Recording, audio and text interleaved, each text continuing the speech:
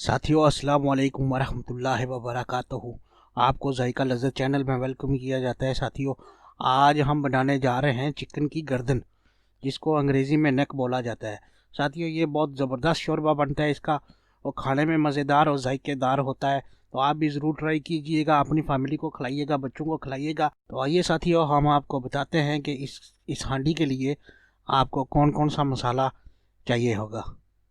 तो साथियों, 1 किलो गर्दन के लिए आपको एक मीडियम प्याज, 2 टमाटर, हल्दी, मिर्ची, धनिया, ज़ीरा, अदरक, लहसुन, कुटी हुई मिर्च, सब्ज़ मिर्च, 2 सब्ज़ इलायची, 2 लौंग और कुछ मिक्स हर्ब्स आपको चाहिए होंगी। साथियों, आप अपनी मर्ज़ी के मुताबिक जितना आप मसाला पसंद करते हैं उतना अपनी ज़रूरत के मुताबिक आप मसाला डालिएगा। बने रहिए हमारे वीडियो में हमारे साथ साथियों, और आप देखिए और आप बनाइएगा ज़रूर। साथियों, आपने ये सब मसाले लेकर अपने ब्लेंडर में सब कुछ मिक्स करके डालना है और इसको अच्छी तरह से पीस लेना है।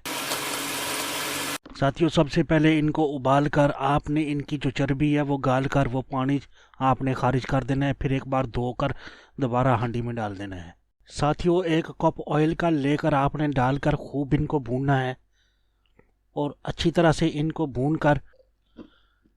भूनकर हमने वो मसाले जो हमने ग्राइंडर में मिक्स किए थे वो इसमें डालेंगे और अच्छी तरह से इसको फ्राई करेंगे। साथियों, हमने इसको अच्छी तरह से मिक्स करके अच्छे से इसको 5-6 मिनट के लिए इसको अच्छी तरह से मिक्स करके इसको हमने भून लेना है।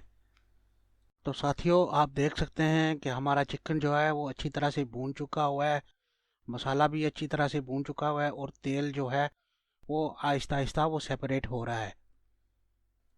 तो अब हम इसमें डालेंगे आधा लीटर पानी का डाल देंगे और फ्लेम को हम वेरी मीडियम लो के ऊपर कर देंगे और ढकना रख कर इसको 30 से 40 मिनट तक हम इसको पकाएंगे। और इस दौरान साथियों, वक्तन फ़वक्तन आप आकर 1-2 मरतबा इसमें चमचा मार कर हिलाते रहना। तो साथियों, देख सकते हैं आप कि हमारा चिकन जो है वो अच्छी तरह से पक कर वो तैयार हो चुका है। आप ज़रूर लाजमी इस डिश को आप ज़रूर ट्राई कीजिएगा, अपने बच्चों को, अपने परिवार को खिलाइएगा।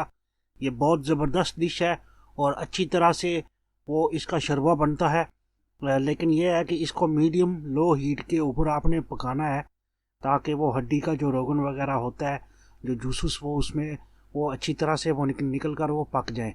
तो आपने जिस तरीके से मर्ज़ी आप चाहें इसको गार्निश कर सकते हैं आप लोग, और इसको रोटी, नान, सलाद वगैरह वगैरह के साथ आप एंजॉय कर सकते हैं।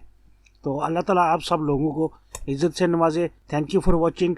हमारे चैनल को लाइक और सब्सक्राइब और बेल का आइकन मत दबाना भूलिएगा। और इंशाअल्लाह अगले वीडियो में हम आपसे मिलते हैं। अल्लाह हाफिज़।